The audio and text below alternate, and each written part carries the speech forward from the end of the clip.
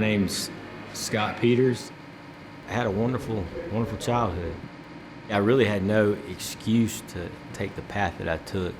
You know, I developed a lifestyle in college and soon after that was all about having fun and pleasing myself and partying. Different friends that we'd never seen, just a whole different group that he was hanging out with. Noticed that he was out a lot at night. But a few years after college is when things really started changing.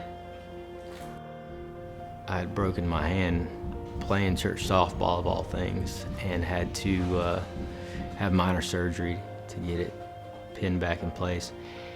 And I got hooked on the pain pills. And all of our worries and concerns for him just became a reality, and we're so concerned, what's gonna happen. My name is Peyton Caldwell.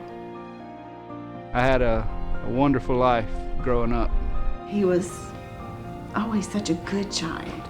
Great in school, excelled, and wonderful artist. I had very low self-esteem. It didn't matter how much my parents told me they loved me. I was always fighting against that love. When I was 16, I tried methamphetamine. That's when everything started to kind of go downhill.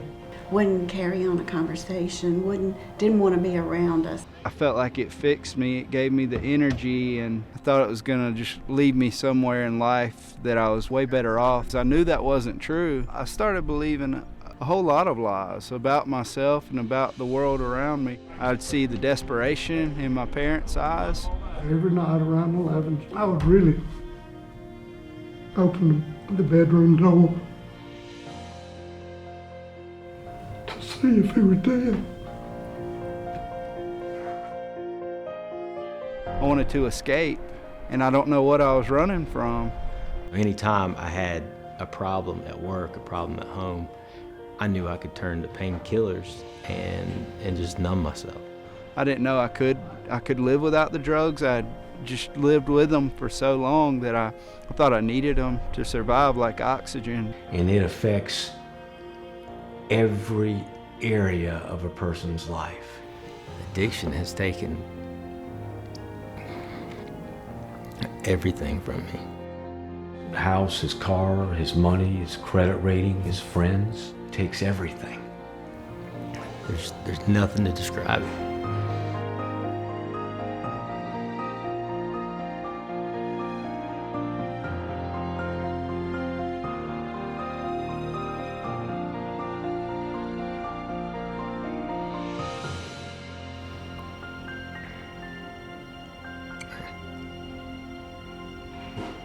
But I know there's another side to it now.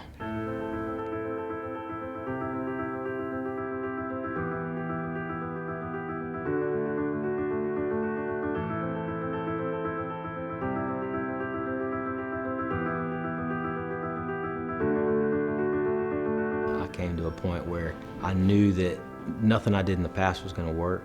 I made a decision to come to Miracle Hill Overcomers. On Wednesdays, there was a preacher that came, and I saw something in him that I really wanted. I found out that he was a director at a place called Homes of Hope. I grabbed that preacher, and man, I want to go in your program. I told him every day that's where I wanted to go. I want an application. If you forgot, I need one. And every time I'd see that preacher come on Wednesdays, I would go outside and say, man, I still want to get in your program. I didn't know what I was hungry for. I didn't know what was going to go on that next door. I'd done it my way for long enough, and it was time for something to change. I made a decision to come here not just to learn construction, not just to learn electrical work, but to be surrounded by these good men, to be in this discipleship program. It's been amazing. Since he's been in this program, I just feel like he's actually has direction now. Getting to build a house and learning everything involved, and it's been life-changing for him. It's funny because we live right downtown, a place where I used to stomp around a lot. I used to run around Main Street and bar hop. Now I'm living on Main Street and doing prayer walks with guys that I live with, and it's something I love. Every day it's just full of joy, full of peace. It's so awesome. That's when my identity crisis turned around. I found out I was a child of God and not an addict.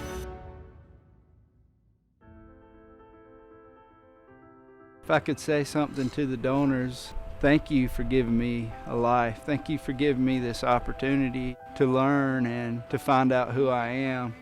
Without them, none of this would be possible, and I don't know where I would be at right now. And there's nothing about my old self that I can relate to. I can depend on him. He's someone I could call and say, Peyton, I need you. I need you for this. And I have that now, and I never had that before. I never thought I would have that, but I do. Whatever and however the way is that you give to Homes of Hope, you've given me a brand new lease on life.